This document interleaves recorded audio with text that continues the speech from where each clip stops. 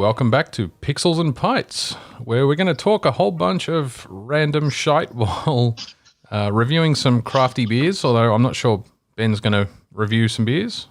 I have a juice box. Okay, Ben has a juice box. Yep. Joining me this evening, as usual, is our lovely Tom. Hello. And special guest, Ben. Hey, guys. Welcome back. Haven't seen you on the podcast in 18 months, 2 years. Yeah, it's been a while. How old's your daughter? She just turned 1, so that's probably how long it's been. Yeah. You're in baby lockdown. Yeah. Whenever I'm not looking after a baby, I'm trying to make up for all the sleep I've lost. Yeah. Fair enough. That's why I'm glad I don't have any kids that I know of. Yeah. Still leave the phone off the hook on Father's Day just in case. You don't want any nasty phone calls. Cool. Well, what a rough couple of weeks it has been. We're still stuck in lockdown. Yeah.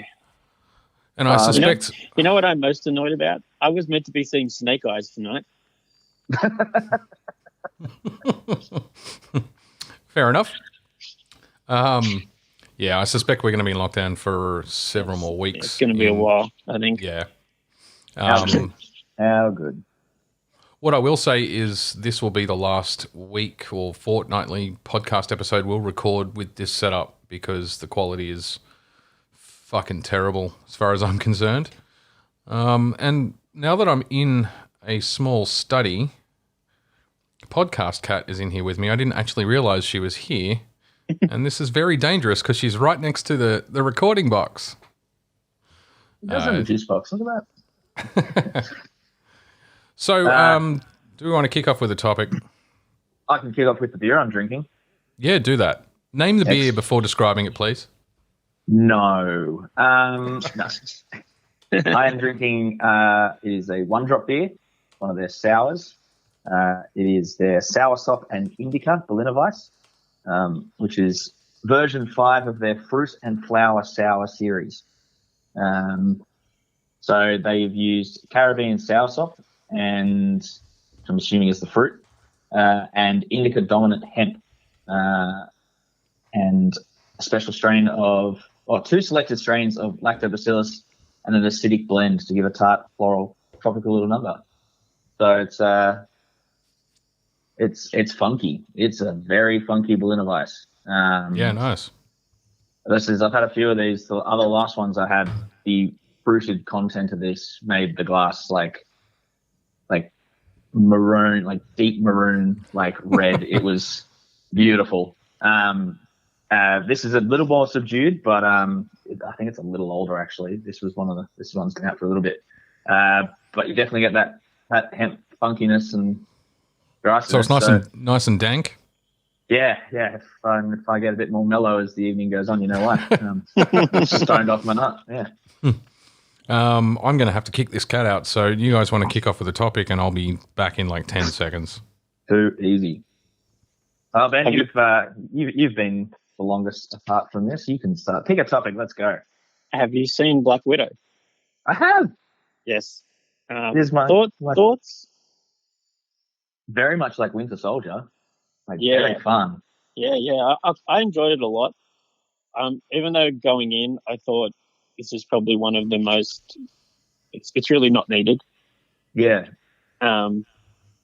Because we know what happens to her character at the end, but it was very enjoyable.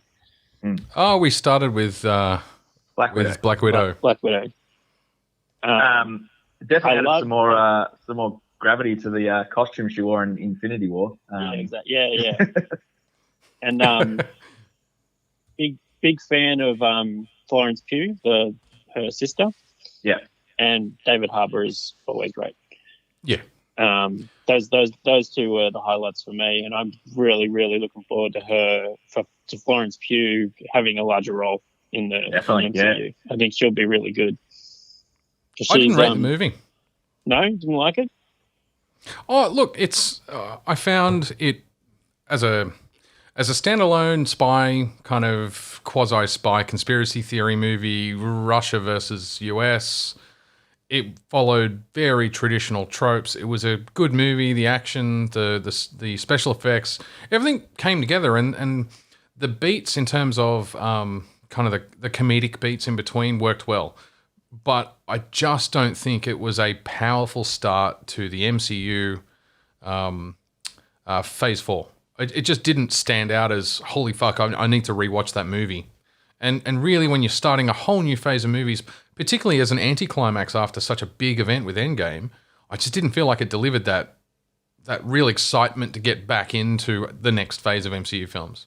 I feel like it's probably not the start of Phase 4. I know technically it is, but I feel like Shang-Chi is going to be the start of Phase 4. Really. And that's going to actually lead to things, whereas I think Black Widow was more closing up stuff, like tying things together. And I could get behind that idea. And Shang-Chi, I think that's how you pronounce it. The trailer for that looks epic.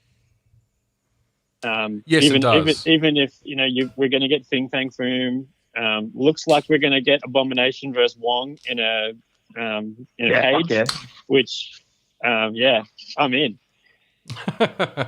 Yeah, I'm far more excited, and I think that would have been a better starter. I guess I agree with what you're saying, but then they managed to cram Spider-Man Far From Home.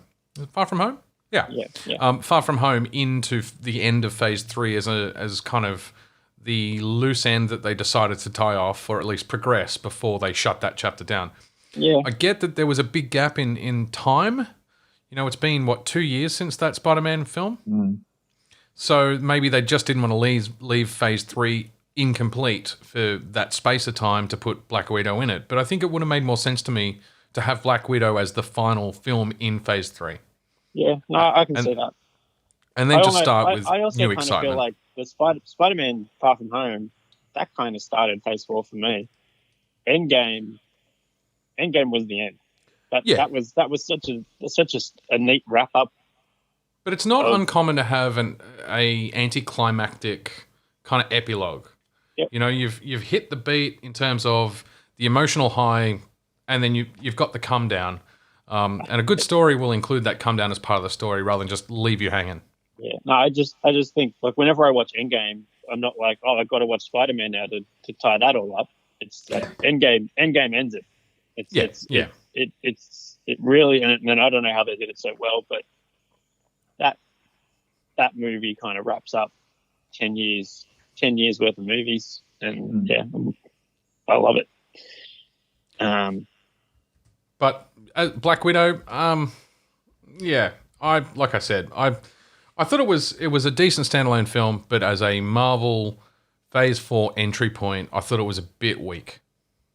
Yeah, look, it's certainly not my favorite MCU film, but it's fun. It has some fun moments. I really liked the car chase through Istanbul. I thought that was really cool.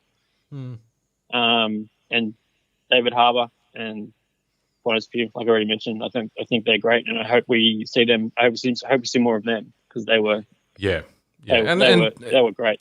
It'd be a waste of Dave Harbour as an actor to only have him appear in that one movie, because he's a great actor, and he's come out of nowhere with Stranger Things. I hadn't seen anything from him before that. No, neither have I. He didn't play the new Hellboy, did he? He did. Yeah, he did. Yeah, I didn't see that movie, but apparently it was awful. But I didn't. He looked all right in the trailers. No, it was good. I enjoyed it. It was good? Yeah, I think we talked about it a few episodes ago. Yeah, it lent more into like the comic book side of things. Okay. No, I never saw it. It was very much truer to the comic. Yeah, Okay. I'm pretty sure it's on Netflix. It's on one of them now. I watched it. Yeah, streamed sounds it. about right. Okay. I did get some excellent GoldenEye vibes with that car chase. Pierce Brosnan in the tank for this time Taskmaster. Yeah. I've actually thought the Taskmaster twist was very cool. I didn't need another straight from the comics, like, kind of semi-tier villain. Like, Taskmaster's cool in the comics, but like, he's very, depending who's paying him, he flips to either side. This, I think, gave the character just a bit more of that push. But yeah, I definitely agree. It's definitely more of an epilogue rather than, I don't see it as a start to Phase 4. I see, Spider-Man, and then leading into all the shows. The new stuff. Yeah, the new stuff. You know, and they seem to, if you look at the lineup over the next 12 to 18 months, they seem to be weaving old characters and new character movies very well together. So, you know, we're not getting a flat continuation of the old characters. We're not getting all new characters. It's not just cut and dry. They seem to be kind of intertwining them very well. And I thought it's excellent that they're planning, or that they seem to be planning to do that kind of thing, because I thought Endgame, you know, the final two films perfectly brought together some very different personalities and some very different established kind of backstories in all of the various characters across, you know, Avengers and Black Panther. And, you know, I was probably most surprised to see how well Guardians fit into kind of the vibe. So it's cool to see that they're going to kind of continue to cross weave all of those things, as they have in the comics, right? But they're drawing from like 50 years of comics where you'd get Hulk team up with Doctor Strange for some random fucking story, and you know, just disparate characters from across the MCU did like one-shot comics. So I think that's cool. I really like how they're kind of copying the comics where characters just pop up out of nowhere, like in Thor Ragnarok, where Doctor Strange just pops in and goes, "Oh, I know where Odin is. I'll take you to him." And it's like that's exactly what happens in the comics. But this universe that they've created, it's you know, 10 years ago you would have never thought it was possible. But yeah, totally agree. I'm so impressed. I'm so impressed with how they do it. Fun fact about Black Widow. Young Natasha is Mia Jovovich's daughter. Okay, that's cool. I found that out the other day. You can really see it. Yeah. Thinking back on it. Yeah, very cool. Monkey. Lilu Dallas, Multipass. Yeah. I named one of my first cats after Lilu. So I am drinking a Moondog beer can, which is from the lager. Delicious. One of their core range. I'd actually never tried it. I just picked up a 4-pack and thought, bugger it, because I'm kind of a bit over the basics. But yeah, it's a tropical lager, 4.2%, and it's really amazingly clean. Like, it's obvious to me that they've filtered it heavily, because it's absolutely pure. It's exactly what you'd expect out of a lager. Yeah. Pours like a crown, tastes like a real beer. Very smashable. Yeah, and it is very smashable. It's not too heavy in the flavor profile. You get the typical lager bitter bite with just a twinge of the fruit flavors. So I thought it's quite good. Lovely. All right, Black Widow. Anything else to say on that topic? Not really. Nah, everything covered. Yeah. Can we talk about Loki? Let's talk about Loki. I'm all in for Loki. Hells to the yeah. Glorious purpose. I had a friend call me the day that it aired, and she's like, "I need to talk to you about Loki. I need you to explain it to me." And I'm like, I need to understand it for myself first before I can explain it to you. Yeah. So we're meeting tomorrow. So hopefully I know what I'm talking about. So I just wanted to say fucking spoilers, because I think we will spoil the series as a whole. I'm going to spoil things. Definitely. So it's very clearly, and again, I love that they're using these mini-series, and this one isn't a one-shot season either, so they've already confirmed there is season 2 coming. Yeah. But really, if you look at the purpose of the Loki 6-episode series as a plot device to drive the overall MCU forward, it is a masterful way of explaining the multiverse, its origin, you know, the edges and the consequences of fucking with it, and kind of destabilizing the universe that the existing Marvel characters play in. So they've killed Thanos, they've sorted that out.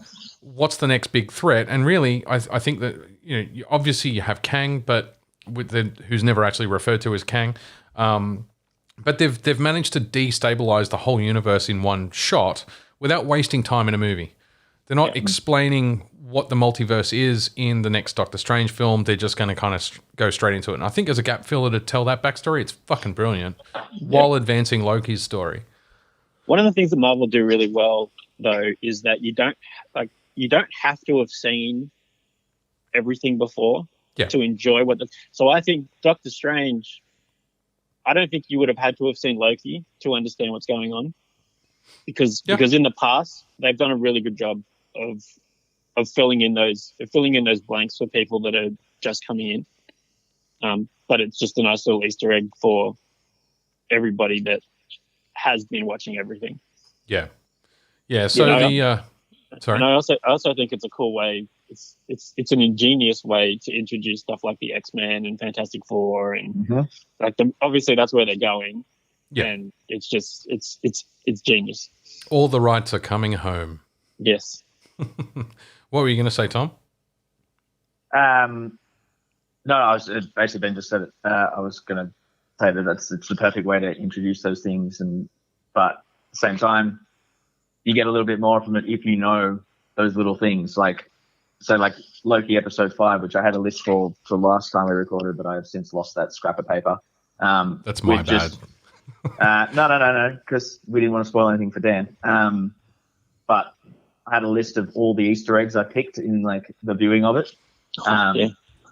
So like some of them are just like so obscure that you'd be like, oh, what the fuck's that? But if you know what it is, you're like, that's hilarious. Why the fuck did they put that in? Yeah. Yeah, definitely. It's just I reckon they might in Doctor Strange like touch on it, because it'll probably be more like Doctor Strange can get so trippy in the comics that I think like if you look back at the old Jack Kirby like drawings, it's acid must have been heavily used in that production room. But I think they'll be able to touch on it, like Ben said, touch on it nicely. So it's like I'm not going to give you a rundown of this is multiversal theory, but yeah. I've got to say, Jonathan Majors was fucking spectacular. Yeah, like it was. I am so impressed by his acting in that. Yeah, just it's going to be really funny to see him be all these different versions of Kang, because I feel like that's what's coming. There's going to be all these different variants of Kang, and then there's going to be like that was the one we met was the nice one, as close to benevolent as possible. Yeah, and we're obviously going to meet the worst of the worst eventually. But just the notion, like he was playing, he was a human to start with, 34th century or 31st century human. But he's lived so fucking long and has known so much that he's just become the bored god.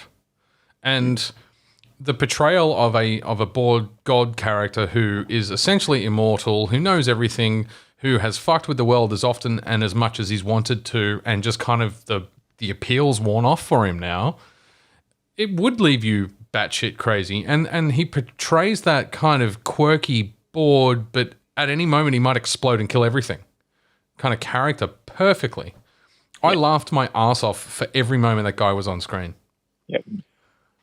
We will see a very different portrayal of Kang when he actually plays Kang, because he was in that he was a mashup of the character He Who Must Remains and Immortus, which is a variant of Kang. Going back to leading into the Fantastic Four though, it's the perfect introduction because Kang in the comics, his name is Nathaniel Richards, and he's Reed Richards' descendant. I did see yesterday that if you pause, when they were doing the opening and it was all the lines from all the various Marvel movies, so someone had broken down and figured out what every line was. Yeah, I saw that. Cool to read. But there's a ship that flies through at one point with a very distinct blue and gold coloring, and everyone's going, that's the Fantastic Four ship. That's how you get an introduction. Like, they've already lined up a Fantastic Four movie, so it'd be good to finally get a good rendition of the first family. Let's hope so. Finally. Yeah. I don't trust anyone else to do it really than Marvel. Yeah. I don't think anyone else can do it. I totally agree. Same with X-Men. Leave it with Feige. He'll sort it. Yeah. I think the visual representation of the timeline was brilliant as the continuum of, almost, it looked like an event horizon against a black hole that you see in typical science fiction movies. That kind of washing of light into bright white pure light, and then the fracture at the end when it branches off into a million different locations or a million different directions. And then to thrust him back in time or back to the TVA, except he's now in an alternate universe TVA where Kang is very clearly the named emperor of that TVA. And no one knows what the fuck he's talking about. I thought that was a perfect cliffhanger ending. Yeah. I also really liked that the timeline kind of looks like Yggdrasil, the world tree that you see in the Thor movies. But then when it fractured, it looked like a spider web. Given that Miles Morales, anyone? Well, given that No Way Home is meant to deal with multiverse and Doctor Strange is going to appear and we might get alternate Spider-Mans getting Doc It'd Ock. be sick if we got a Miles Morales. It would be awesome. I thought that was a really cool touch. I got some of my favorite little Easter eggs were from this episode 5. I just want to read them because I've remembered them all. The Thanos copter. The Thanos copter, yeah. From the 60s guy, Throg, which was voiced by Hemsworth. Yeah. Trying to go for Mjolnir. Did you see Thor stuck in the earth on the way down? Yeah, Frog. Frog? Frog. That's Frog Thor. Right. Yeah. There's a whole thing. Trust me. Didn't get that reference.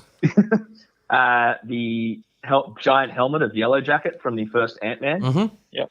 And then there was a statue towards the end, which was the Living Tribunal, which is a cosmic character from the comics.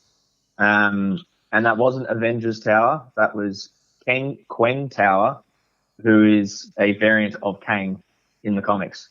Okay. It's meant to look exactly like Stark Tower and stuff, but it was named as King Tower. But just dropping little things in like that, absolutely genius. Yeah, it's the detritus of the universe. Yeah. Speaking of Yellow Jacket, he's apparently in Ant-Man 3. He's back. Yeah, right. Yeah. Okay. So they're jumping into that multiverse as well. Yeah. Oh, good. Well, it was something about I can't remember the subtitle. Do you remember? Quantumania. Yeah. Well, I mean, and Kang is like the guy that played Kang. He's in that, so he's definitely in that movie. Yeah. Right. And then the multiverse of madness. So obviously they're kind of playing on that theme. Yeah. And it ties WandaVision in. Ben, what did you think of WandaVision overall? I liked it. I just loved how different it was. It was one of the things I love about Marvel is they're not afraid to take risks with stuff like that. Yeah. And it was so different than anything we've ever seen before. You know, the whole thing about sitcom eras. Each episode was based on a different sitcom. I mean, it was almost like a love letter to television, and I just thought it was great. And I thought Elizabeth Olsen, she was really good at playing that conflicted character. And I can see her. I almost think she's going to be the villain in Doctor Strange 2. I think she'll start off as Scarlet Witch will absolutely start off as a villain. Yeah. But not so much the villain, and she didn't play a villain in WandaVision either. She wasn't a hero. I think she played the anti-hero perfectly. It's somebody who is driven to her behavior, her bad behavior, and you feel conflicted emotionally about, I want to get behind her, but she's doing some really dark, fucked up shit. Yeah. And I'm fairly certain that's going to continue because they did a bloody bang-up job of that in WandaVision, particularly when you discover that she's controlling everyone's mind and it's against their will, and that first break from the will control and that character reacting was just harrowing. And yet up until that point, you were in love with the character. You were behind her. She was a hero. Yeah. I also like how each show kind of intertwines with each other. Apparently, I don't know if this is true, but the rumor that I've read is that when, at the end of WandaVision, when she hears her kids' voices, apparently that's at the same time as when the multiverse is created. So it lines up with the Loki TV show, and I think that's really cool how they all that stuff is interconnected and. Yeah. So, what I read was that she was actually hearing her children in other dimensions other universes, versions of the universe, Which is cool, and it makes sense, and it means that we're not kind of left wondering, like I was at the end of WandaVision, how the kids are still alive. I thought it was their souls in hell. Wow, that's really no. quite dark. I've got a reason for this, is because in the comics, the reason that she develops the kids, they come from part of Mephisto, who is the devil. Yeah. He generates some souls in them, and then she manifests them, but then they end up being, actual characters. By then they get broken out. But that was quite funny how everyone thought Mephisto was going to be the big bad in that, and he just wasn't there at all. Yeah. No. Yeah. I'm just going to crank my second beer. I really want to get this episode under 2 hours. It's too easy with these remote episodes to just go on and on and on. But the episodes are getting longer and longer. So my second beer of the night is UrbaNaut Brewing Delmar Pink Grapefruit Hazy IPA. Ooh. It's from NZ Brew. It is brew. These are the guys. I think the only UrbaNaut beers we've tried on the podcast in the past were the mini cans that you mix together. The beer blenders. Yeah. Yeah, they're very fun. So I'm going to give this a crack, but I'm not going to drink it all because I don't want to spend the rest of the night slurring. Wait until after the show. Blast off on a tropical wave of electric haze. This beer is sweet, tart and juicy. A daydream sipper with notes of fresh-cut citrus and pine and a lush squeeze of pink grapefruit juice to keep your head in the clouds. Drink fresh, stay rad. Doesn't give me much other information. Like, I don't know, the ABV. 6%. 6%. I was thinking, I mean, with the name Delmar in it, I was kind of expecting some sort of reference to tea. Or is that Dilmar? That's Dilmar. Oh, jeez. Oh, no. Oh, dear. That's a little casual racism in your podcast. Is it Delmar? Hang on. Delmar. Yeah, that's a beach in San Diego. Whale's vagina. Yes. Cool. Cool. So that's Loki WandaVision. What else haven't we talked about, Ben, that we need to? I think. I can just touch quickly on Falcon and the Winter Soldier. I thought that was fine. I mean, it's probably out of the 3 shows we've seen, it's probably the weakest in my opinion. Really? And it was really good. I liked it a lot. The banter between Winter Soldier and Falcon is incredible. And I'm keen to see more of Falcon as Captain America. I just didn't feel there was enough of it. You're going to get a whole movie of it. No, I mean, I don't think there was enough banter. Oh, right. I wanted a proper buddy cop movie, not a half-baked one. Yeah. And I still think that was our interpretation of the trailer. I don't think it was ever really meant to be that buddy copy. I think we just took that from a few clips that we got that idea stuck in our head. Perhaps, but if your trailer features heavily those two characters making quips off the back of each other, it's kind of designed to lead you there. But it's not the first time Marvel's misled us on purpose either. I was about to say the Loki trailer heavily featured President Loki, who was in there for all of 5 minutes? Yeah, if that. I love those Loki variants too. They were hilarious. I loved Zemo. Yeah, Zemo's great. I thought Zemo was the best part of that show, and I think this just explains how Marvel just get their fans. Yeah. When that clip of Zemo dancing came out, and everyone was like, "We need the Zemo cut," because it was when the Justice League cut was coming out, and the next day Marvel had released a cut of Zemo getting down on YouTube for an hour. And I just thought, you guys understand your fans so much. And I think of all the crap that everyone had to go to get DC to make the Snyder Cut. Yeah. Like they were bitching about that for years. And I just think it kind of, it shows so well how Marvel get their fans and DC just don't fucking don't. Yeah. No, not kind of don't. They just flat out don't. Yeah. They don't even understand their own fucking content. Yeah. You should watch it. Have we talked about Snyder Cut? Well, we being the podcast, yes. You guys have, okay. Yeah, you haven't. Okay. I'm going back through the back history, mate. We got 18 months to catch up on. This is going to be an 11-hour podcast. So with the Snyder Cut, the starters, I could not watch that in one sitting. I think it took me 3. Okay.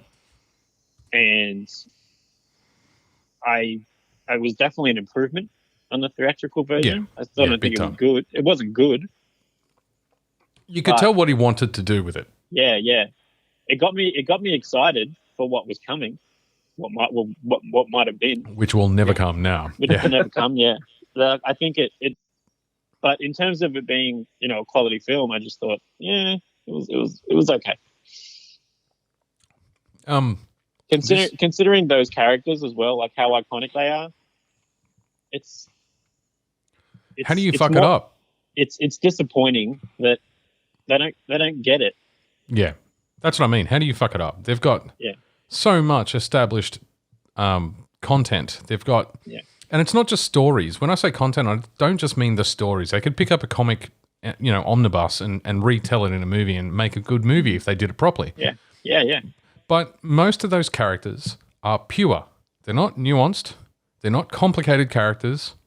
The fucking Superman is Boy Scout America.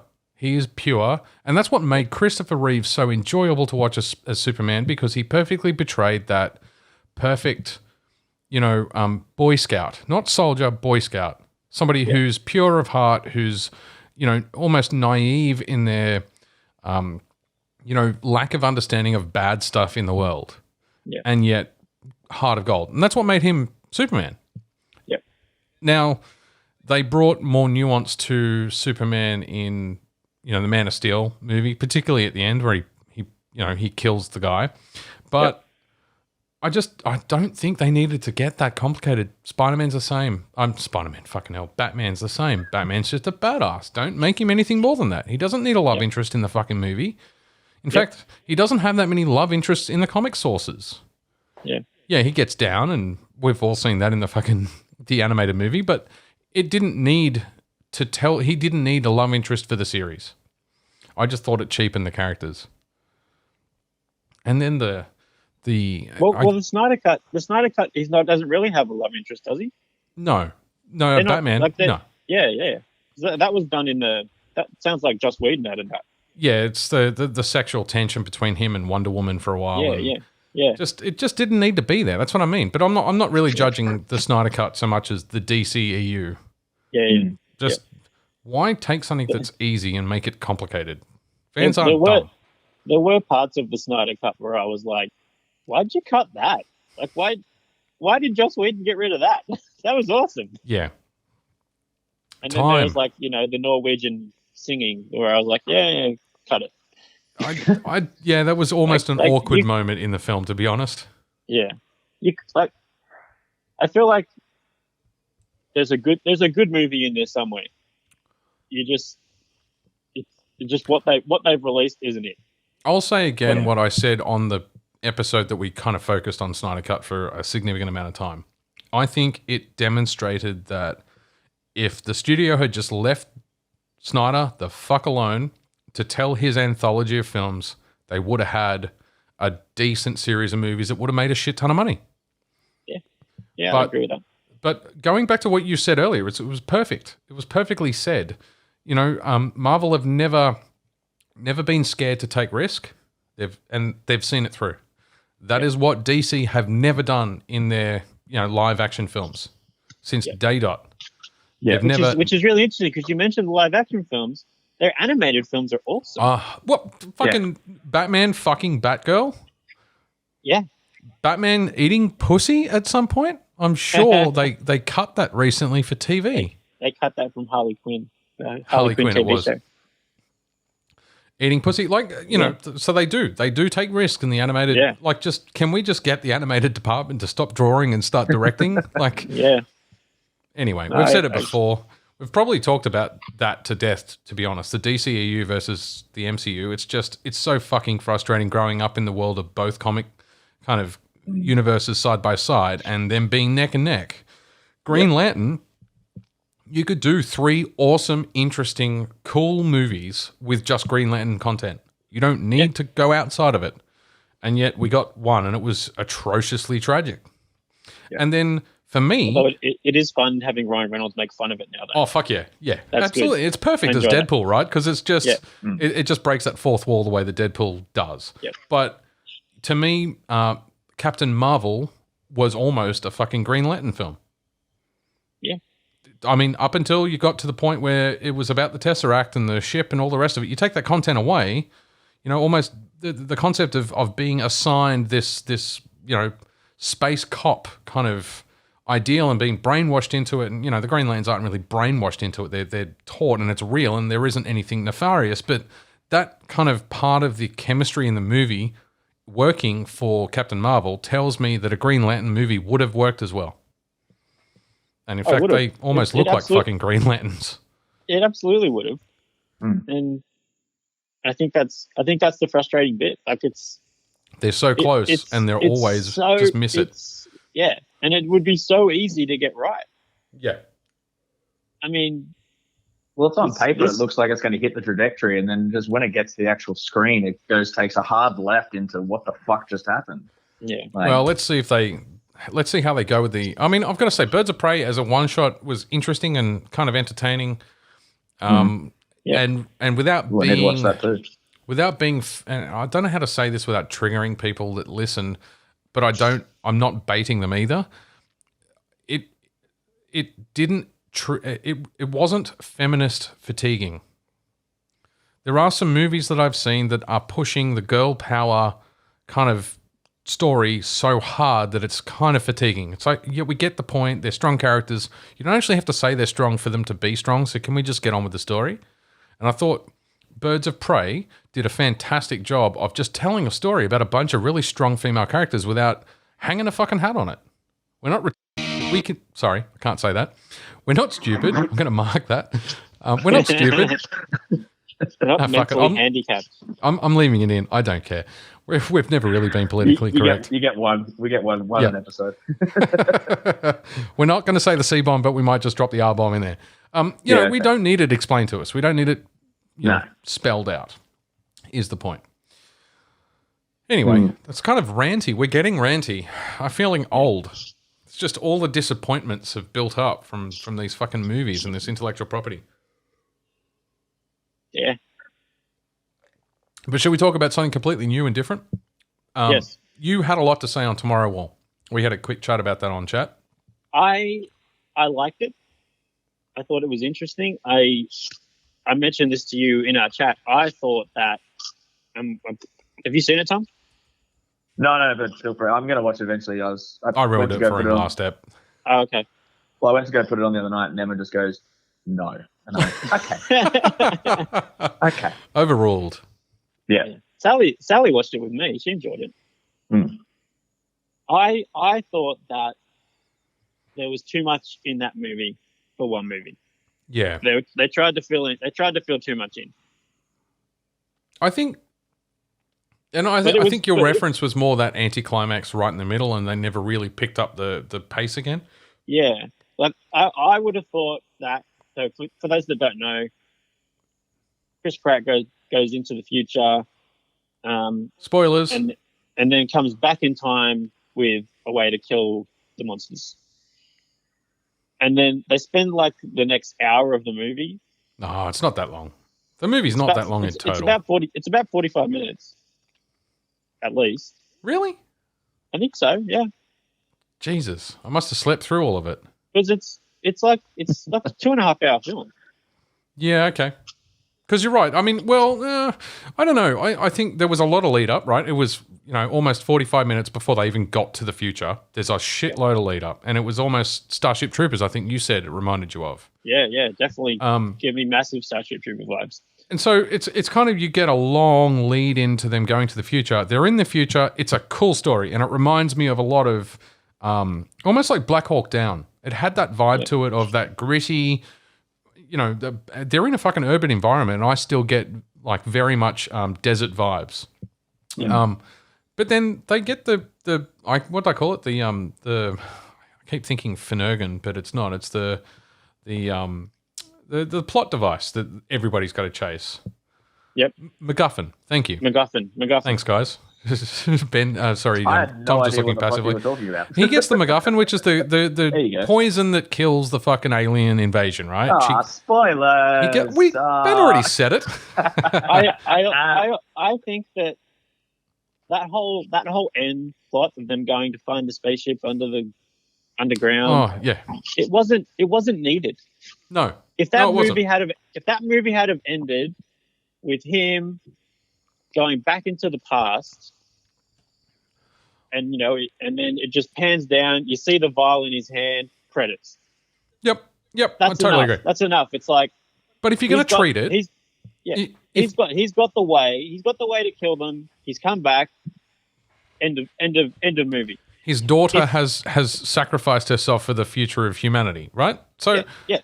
But my point was, he gets the MacGuffin, he goes back in time, and then, up until this point, the whole movie has been building tension to what's it really going to be like in the future? What are they going to face? What does the alien look like? You get to the future, it's fucking hardcore, it's full on, it's, like I said, Black Hawk Down kind of blended with Cloverfield, because there's a lot of it's a horror alien film rather than just a flat out science fiction alien film. Yeah. They get the MacGuffin. He zaps back in time. There's all this tension built up. It climaxes when he drops back in time, and his daughter dies and all the rest of it. He comes back in time to the present day, and then there's just zero tension now. It's like, I've got the poison. Oh, what's that for? Oh, this is the cure for the aliens. Okay, cool. And then what? Let's go for a walk on the beach. Like, I've got to go take a shit. Like, I haven't had dinner yet. Like, there was just no sense of tension whatsoever. They just never recovered. Yeah. When they went back to the current day, there was just no sense of urgency whatsoever. I'm sitting there thinking, okay, cool, he's got it. How's he going to convince these people? They need to go and manufacture it en masse. They've got to prepare for the coming invasion. I never even saw the stupid plot device of, we figured out that the aliens have been here all along, until 10 minutes up to them announcing that. I said to the girlfriend, they've been here all along, honey. And she's like, huh? And then they said, they've been here all along. And it's like, for fuck's sake, has no one seen War of the Worlds? Like the remake with Tom Cruise throwing a fucking baseball? Like, it just didn't need, you're right. It could have stopped when he went back, or they could have made it into two films where they rebuilt the tension. They went and visited the alien ship. They found the alien ship that's, 45 to 50 minutes. Then they discover all the different casts. They're wandering around. They're still asleep. And then they accidentally wake them up. And then the ensuing fucking pandemonium, all hell breaks loose. But it's okay because the good guys are waiting with helicopters at the last panic moment with like crop dusters full of the poison. That would have been a good film. I would have watched the shit out of that. Yeah. If you'd made the aliens complicated enough, if there'd been enough casts, very Starship Troopers. I just think they made a decent film with some very, very funny moments in an otherwise essentially sci-fi war film that did a really good job of, and then they just had lots of extra films, so they just let it run. Yeah. Fuck it, we've already paid for the spool. Yeah, I agree with most of that. I think if it should have ended when I said, and then if the movie was successful, you have a ready-made sequel idea, or at least a hook into a sequel. At least if it wasn't successful, you kind of have it's implied what happens, and Cloverfield, we can get on with our lives. Cloverfield was never designed to have a sequel, and yet they've told two more stories. And the first Cloverfield sequel was so hideously different from the original Cloverfield movie. It's not funny.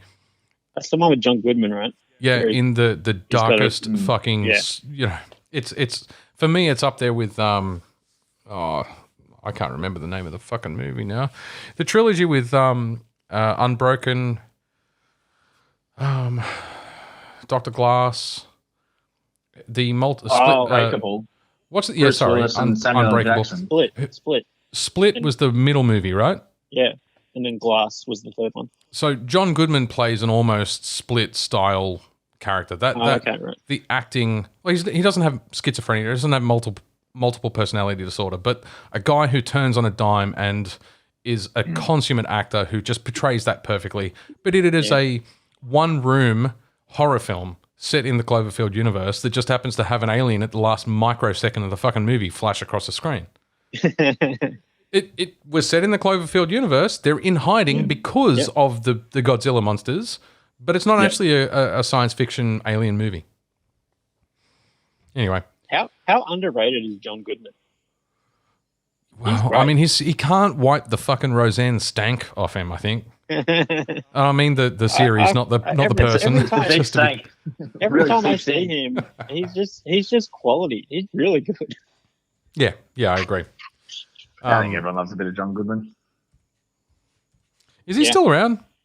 Yeah, he reminds me. Disney have just done a new Monsters Inc. series on Disney Plus, and he's in that. Yeah, I haven't watched it, but I know he's in it. He reminds me of John Candy. He always has, and it's not just because they're both large men. It's just they've got that similar kind of look and style about them. It's hard to explain. Yeah, John Candy behind me, Uncle Buck. Yeah, such a great movie. Here's a dime. Go down the road and get a rat to gnaw that thing off your face. It's a real old school reference. All right, I think on that note, we might take like a 10-minute break so I can wash my glass out. And cool. So we'll catch you in a minute. Bye. And we're back. And I've got a fresh beer. Yeah, me too. So what have you got? Let's get the beers out of the way. I did sneakily pour one in the last session that I didn't announce. It was just my little settler beer that I've been having. I got the last 6-pack at the bottle shop of it. It was from Temple Brewing. It was their rice XPA, and it's fine. It's just a very nice light little pale with a little bit of that rice kind of back end flavour. You get from that like Asahi. But then, interestingly enough, the next beer I picked is also from Temple Brewing, and they are located in Brunswick East, down in Victoria. They're also locked down. Good. Don't give us the backstory before naming the fucking beer. You kill me, man, every time. What's the name of the beer? I was saying where the brewery's from. I don't give a fuck. Fucknut. Just say it's people care. It's Crown Lager by Foster's. It's not though. It's Temple Brewing from Brunswick East. Fuck you. It is their Hazy number 4, a 7.6% double dry hop, double NEPA. You happy?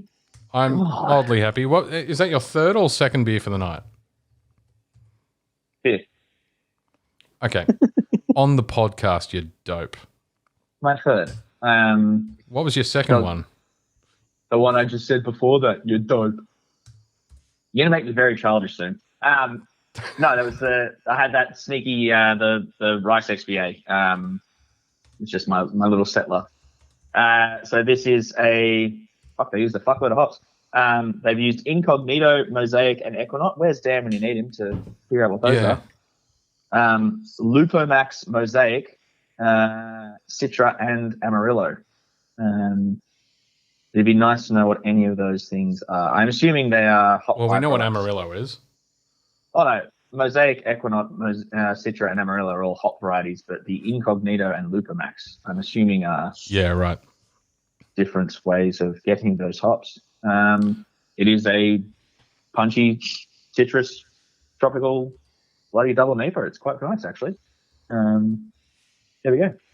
What are you drinking, Peter? I am drinking Bent Spoke Brewing. How's it gozen? Which I picked up because I don't rate Bent Spoke all that much. People rave about it, and I've been to the their red IPA is to die for. And I've had that on tap just outside the brewery in Canberra. I'm sure it's Canberra. It is. It would have been embarrassing if I'd gotten that wrong. And I've never really rated them, and I'm not a big red IPA, red XPA. I think it's a red XPA actually. It's double strength. It's the red IPA. Yeah. But I love a goza, and I love cherry sour beers. So, How's It Gozen is a 4% cherry goza. How good. Full fruit, full sour, and half salt. Yeah. Anyway. Yeah, a little bit of salt in there. Good stuff. Yeah. Well, you can't call it a goza. No, you can't. Have either of you seen Truth Seekers? The TV show? No. Well, guess I'll throw that out. Highly recommend it. No, it's Simon Pegg and Nick Frost, limited series on Amazon. It looks like it definitely leads into the idea of doing a season 2. It's about 8 episodes. They're about 40 minutes each episode. So Nick Frost plays a look at the colour on that beer. That is. Put on camera, please. It's a dark orange. There we go. And it's hazy. It's got bits in it. Yeah, nice. So Truth Seekers, highly recommended. It's got the usual Nick Frost, Simon Pegg kind of humour to it. Nick Frost plays a telephone installer. Yeah, he works for like a telecommunications company. He does installs. Bit of a loner, but he's obsessed with the paranormal. And he has his own YouTube channel that he posts videos of like going to like haunted places in Britain. And then there's the story develops from that. Simon Pegg's kind of has like a bit of a cameo each episode, and then in the last episode he has like a kind of a bigger role.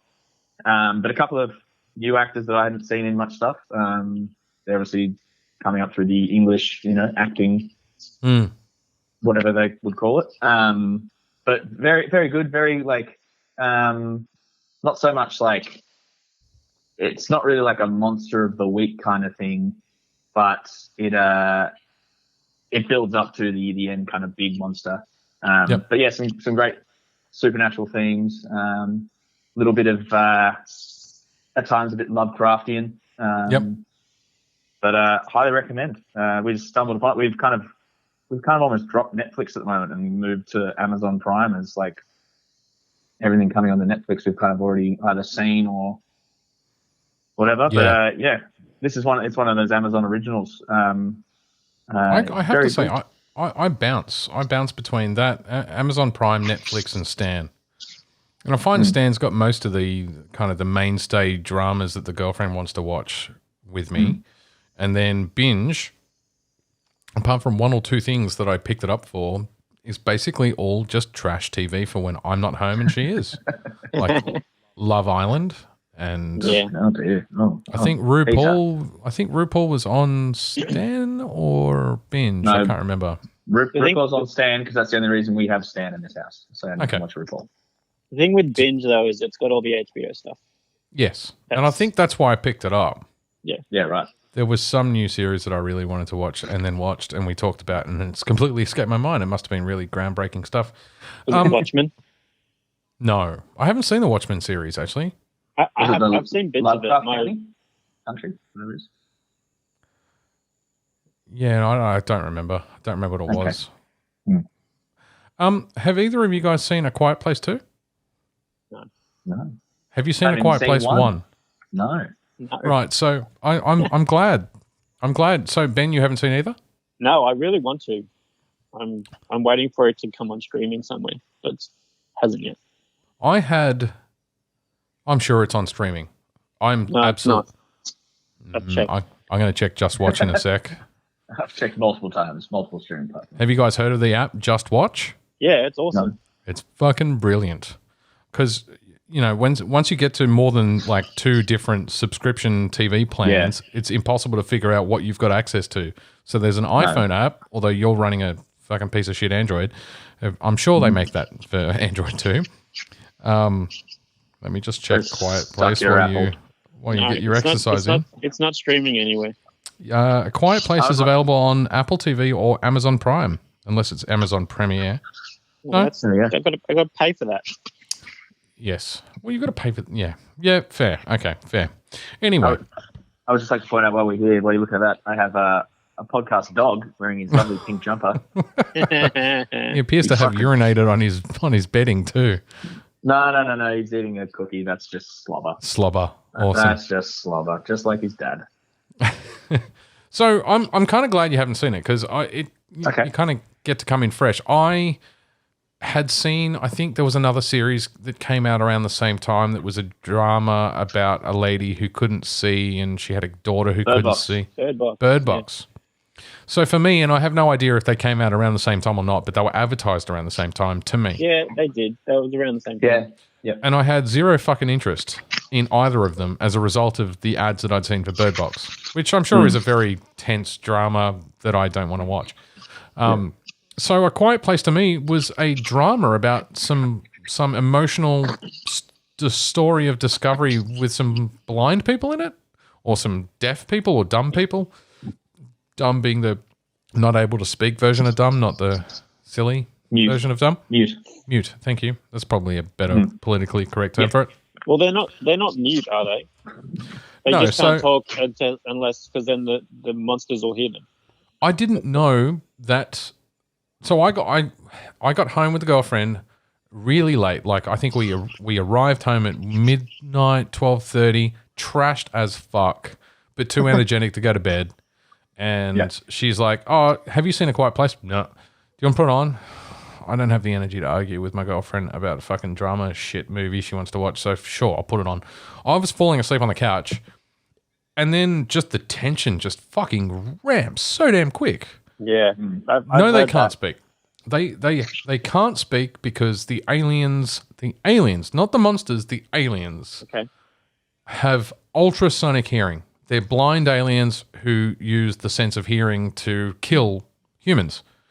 And the whole movie is about them essentially trying to survive.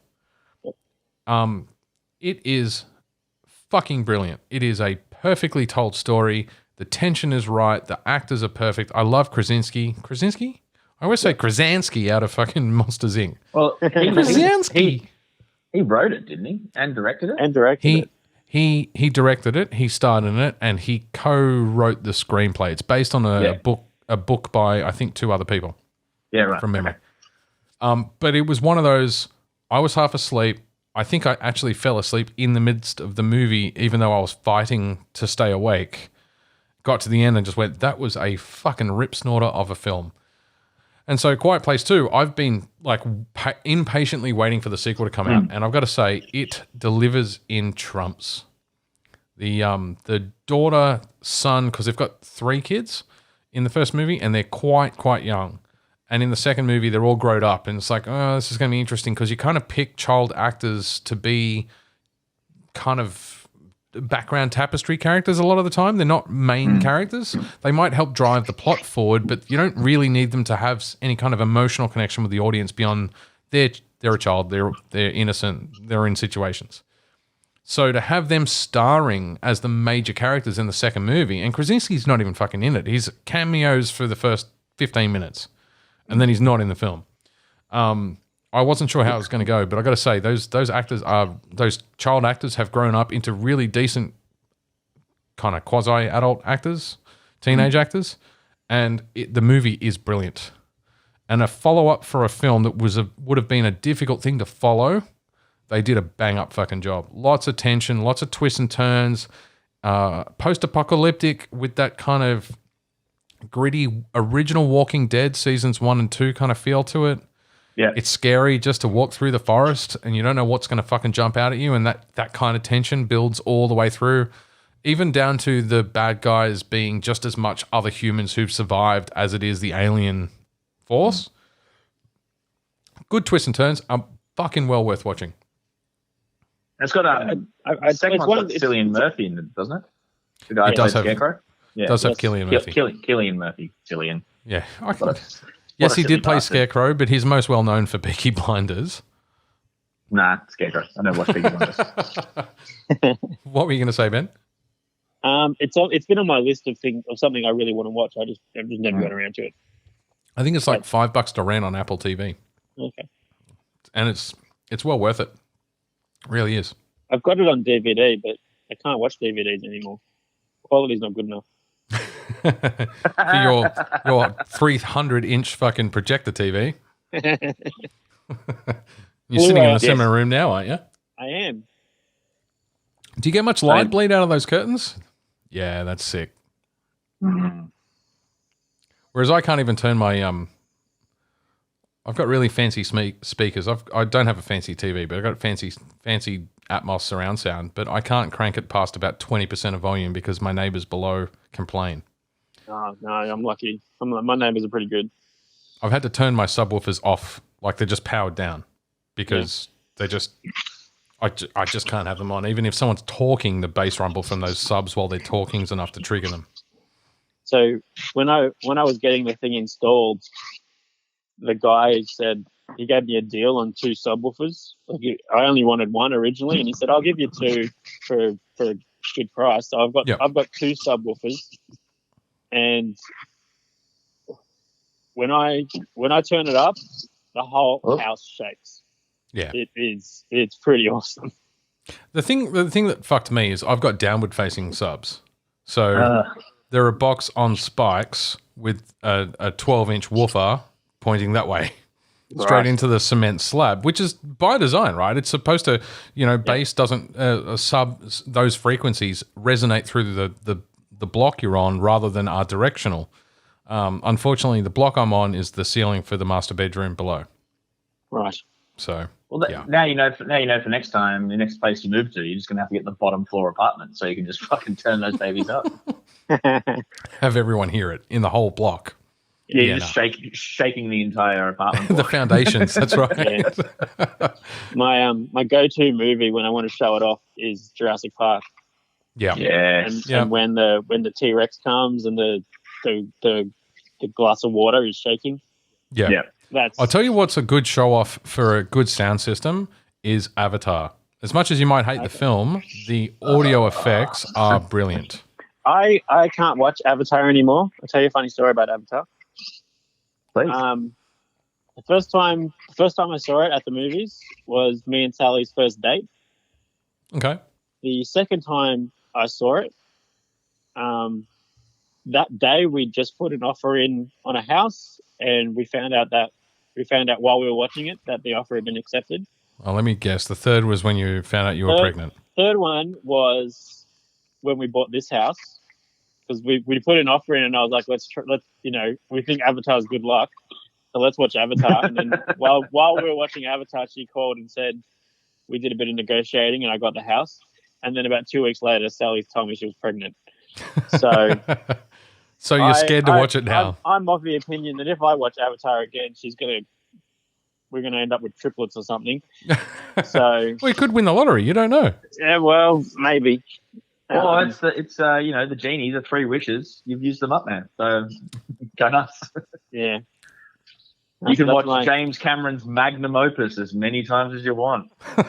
Aliens. Fucking ridiculous. You can't have a one film magnum opus. It's not a body of work. It's one film. You could equally say fucking Terminator 2 was James Cameron's magnum opus in that case. Oh, he was for a long time. Such a good film. For a long time, he was the only director who could successfully pull off a sequel that wasn't tragically bad. Mm. He did Aliens. He did Terminator 2. He rested.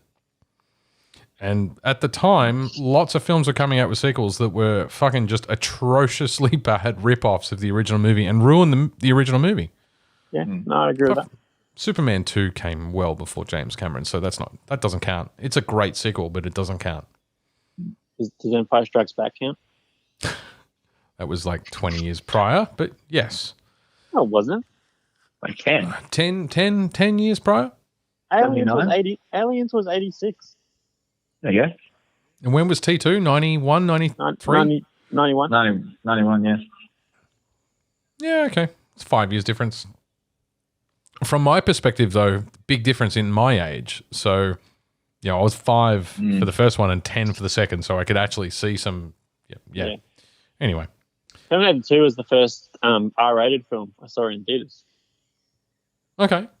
That was the first... In America. So in America, it was rated R. It wasn't rated R here. Yeah, might have been MA, but Terminator 1 was definitely R, because I remember arguing with my father when I was like 14 that I should be allowed to see it, because by the time I'm 18, because my dad was really strict on R films for me, I was the first. As soon as I turned 18 and was allowed, my fucking 13-year-old baby brother could watch it, but I had to wait until the minute I was 18 to officially see it. But I was trying to convince him that by the time I turn 18, it's going to be 4 years, the film's not going to be around anymore, so I need to see it now. Yeah. Didn't work. I actually watched Aliens first. Yep. And then, because I obviously loved it. Yeah. And then I thought, I was like 10 at the time. and I thought, oh, love this movie. Let's go and watch the first one. Scared the shit out of me. Very different movie. I got to the chest burster scene and I was like, I'm done. Yeah. I am done with this series. Love the second one. I'm done with this. And you didn't even see the really scary scene, which is the android covered in jizz. Yeah. I didn't get to that at all. The Bukkake I droid. watch it now and I love it. But when I was 10, I was like, I'm out. I'm done. Yeah. Oh, and I think back, I'm like, what the hell are my parents doing? When we watch that shit. That's a fair question. I got no more topics. One thing I do want to quickly mention, the new He-Man series coming Is it out? It starts tomorrow. Super keen, really keen, and I've started seeing reviews of it. And I saw a review today. That's why I thought it might be out. It's getting good reviews. So really, it's live action, isn't it? No, animated. Okay. Kevin Smith wrote it. Netflix animation, so it's good quality. Kevin Smith, that's right. I saw that Kevin Smith announced Clerks 3 and they've started principal shooting, which I'm excited for. I love Kevin Smith's movies. And the View Askew universe, anyway. Yep, definitely. There's a bunch of shit coming out in the next 4 weeks, too. I think we've got another Marvel movie. Shang-Chi's in September. Damn. Early September. Hopefully the lockdown's done before then. Witcher's not until December. Witcher Season 2 is not until December. Book of Boba Fett's supposed to be December as well. Yeah, the Book of Fett's December, and then Mando Season 3 is January. Really? No, I think it's December. There's a month in between. There's a month in between. I can't remember which order they're in. Book of Boba Fett's definitely first. Yeah. I think Mando's January then. Oh, really? Yeah, unless they revised it. I didn't know they were that soon. Yeah, they might have revised the start date for it, but certainly when they closed Season 2, they said that it was December and January. I know War of the Worlds Season 2 is out next month, so towards the end of August. So I'm sure there's something else coming out in August that I'm holding my breath for. I just can't remember what it is. Suicide Squad. I'm super keen for Suicide Squad. Oh, God, I hope they can continue, because I enjoyed the first one that they redid. Because it's the third, James Gunn isn't it? One. No. This is they probably made one Suicide Squad film before that. This is the James Gunn. Yes, it is. DC. Yeah. I must be thinking of Birds of Prey, because they kind of continue to range of those characters a little bit. into Birds of Prey. So that's kind of like Harley Quinn continuing her story. But the only Suicide Squad they released was the one with Will Smith. That's right, but they've continued most of the characters, or some of the characters. So you've got the guy from Altered Carbon. Boomerang Man's in it. Boomerang Man, Harley Quinn. You've got what's his name? Rick Flag. Rick Flag's in it. Rick Flag's the character. I'm sure he's the actor from he's the guy from Altered Carbon. Yeah, and he's brilliant, really good actor. Yeah. And he's the one that has all the comedy beats, and then the rest of the characters are new. Yeah, I wouldn't say that. Nah, John Cena's going to have all the comedy beats. John Cena, he does look very funny in that movie. Yeah, he does. And it's going to be Stallone is the shark. Yeah, King Shark. He's King Shark. Yeah. You got Flula Borg is playing Javelin, who I'm excited for because I'm a big fan of his. Crazy. Apparently, I've been reading some interviews with the cast and stuff, and it sounds like DC just told James Gunn he can do whatever he wants and just stayed out of his way, which is the only chance they had of making a good fucking movie. Yeah, it sounds like that's what they should do all the time. But the only other thing coming out, I don't know if you guys are keen. I'm very keen for it. It's animated, but it's the Marvel What If series. That's the next Disney Plus. Yeah. When's that due? Early August. August. Yeah. I think that's going to play very much on the multiverse that they've created. Yeah. So, but What If comics were one of my favorites. I love those ones. Yeah. I've still got What If Mary Jane Died. Yeah, that's a great one actually. Yeah, it really is. I had a Spider-Ham What If at some point. I think I might still have it. I'm just going to crack my last beer of the evening. Which, to be honest, I probably won't get through during the course of the show, but that's all right. We seem to be running out of content. That's your uncle talking. Lockdown. Another series I finished on Amazon Prime, which you guys might be interested in, is Carnival Row. Don't know if you guys have seen that. I've seen the first few episodes. I liked it. Yeah, very good. It's how did we describe it? It's Game of Thrones meets Fantastical Beasts. What's it called? Carnival Row. It's got Elijah Wood, not Elijah Wood, Orlando Bloom. And Cara Delevingne. Cara Delevingne. Yeah. I just got Wood. I'll be watching that tonight.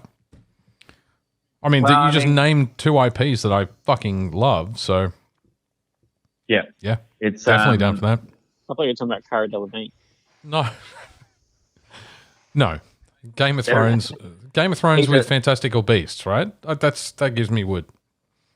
Set in like a Victorian London kind of vibe. Yeah, okay. Or like Industrial Revolution London. As was Fantastic Beasts. Yeah. Kind of has that. Mate, this beer, I've got to talk about this beer because it's blowing my fucking mind. Please. And I've gone mainstream, actually. Well, not mainstream, but all beers tonight were kind of middle of the road. Wayward Brewing Island Life. Coffee and coconut porter. Coffee and coconut stout. Brewed with St. Drew Coffee Roasters. Beautiful can. Like, it's just a lovely, simple pop-out can. Go. Great colours. Yeah, sorry, it's left and right. And you know, the image repeats, so you don't get a whole lot of text in it. It's 7%, 28 IBU, which is the end of my evening. And I've let it warm up quite a lot. It's a limited release. I think I picked up a 4-pack, and it is absolutely gorgeous. Not too much coconut, because I'm not a big coconut fan in beer. We get a lot of the sweet chocolate notes, and it's almost a bitter chocolate, but you still get just a touch of the sweetness from the coconut. It's not overpowering. A really good biscuity stout base. Is it a stout? No, I said it wasn't. No, it is. No. I'm going to keep drinking my 7%. Confuse myself. No, I saw that in the bottle shop today. I almost grabbed it, but I grabbed a different beer instead, which is my next one, which I'm about to crack. It's from Range Brewing. It's called Reflections. Range are from Queensland. See, I mixed it up for you there, Pete. It's a double dry hopped IPA loaded with Cryo, Mosaic, Simcoe, and Galaxy. The double Mosaic here. That's going to be hoppy and juicy as fuck. And it's 7% as well. But yes, Carnival Row. Highly recommended. There is a nudity warning, Peter. You will see some butts, butts and boobs. Well, I'm not allowed to see boobs. No. Not unless it's men's boobs, because we haven't won the free the nipple movement yet. But it's not sex. It's not. Anyway, we're not going to get political. It's all good. Carry on. Yes, I'm trying to talk about the TV show. First 2 episodes kind of modern day, and then it goes into like flashbacks, and then it goes to the rest of the story. Everything's all interconnected. But yeah, it's 8 episodes, Amazon Prime. Highly recommend. Yeah, cool. We smash through it. Normally, Emma and I will sit there and watch a series, and we'll kind of watch an episode or two, and then leave it for a couple of days and come back to it. But these two actually, I wish I could do that. And Carnival Row, we ended up doing 3 or 4 episodes a night. That's probably because we had lockdown and nothing else to do except churn through video games. I wish that's how we watch TV, but when the missus picked, I said, we got about halfway through, I think season 2 or 3 of Doctor Who. We just moved into David Tennant. And she said, I need a palate cleanser. I need something for a change. Can we just start something else in parallel and we'll come back to it? We'll watch a couple of seasons of something different. But I get to pick because you picked Doctor Who. Grey's Anatomy. I'd never seen a single episode. And we watched like 8 episodes in an evening or something. No, can't be 8. More like 4 to 6. They're only half an hour, aren't they? 45 minutes. 45 minutes. Yeah. We're up to season fucking 15. I'm just about ready to... That show has been going on forever. Up to 18 years. 20 or something. Yeah. No. So 18 seasons and running. Okay. Wow. And I was wondering because Stan stopped at season 15, I think, or season 14, and there's 18 seasons. And then I realized it's actually on Disney Plus. The final, the most recent 4 seasons. Because it's Fox. Yeah. Mm. And Disney own everything. Good enough, they will. We're not reviewing Grey's Anatomy on this podcast, just so we're fucking clear. Ben, tell me, have you plugged some sort of console into your 3,000-inch TV? I've got a PlayStation 4 hooked up to it. And how is it? It's amazing. I imagine it's what it's like. Sorry, go ahead. I've played Call of Duty on it, and fuck. It's awesome. I'm so keen to get PS5. I can't wait till one of those becomes available, because I'll definitely grab one of those. We've lost Tom. I had it. No, sorry. My mate wanted to. I told him I got this beer today, and he's like, "Show me it." So I had to send him a photo of it. It is. Sorry if you had more important things to do than attend the. Holy shit, that's a very full pour. And there's still a little bit left in the can, actually. You know you're an alcoholic when you're kissing the glass. What else am I going to do at the moment? Hey, hospitality lockdown. So what are you playing, Ben? Nothing at the moment.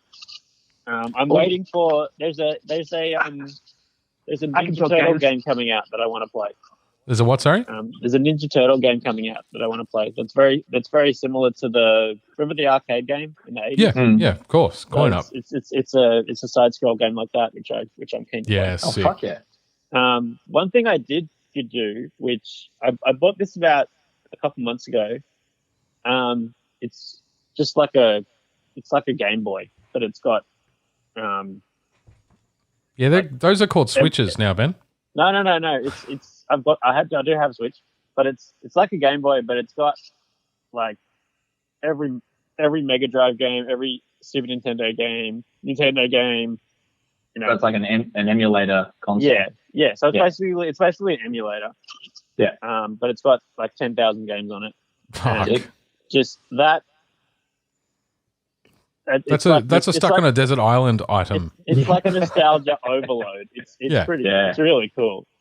I don't know how I'd play one game at a time, because you'd be jumping around all over the place as your nostalgic memory kicked in, and you got excited to play international karate, and then you play 5 minutes of that, and you move to the original Zelda, the top down fucking ASCII scroller. Yep, so that's on it. Speaking of nostalgia, I might have to borrow it off you, Ben. Yeah, no problem. The first video game I ever played has recently been remade. Okay. Alex the Kid in Miracle World. Oh yeah, lovely. Yeah, I'm sure there's a coin-op version of that at Bar 82, man. Probably. We had that built in on the Sega Mega Drive or Sega Master System too.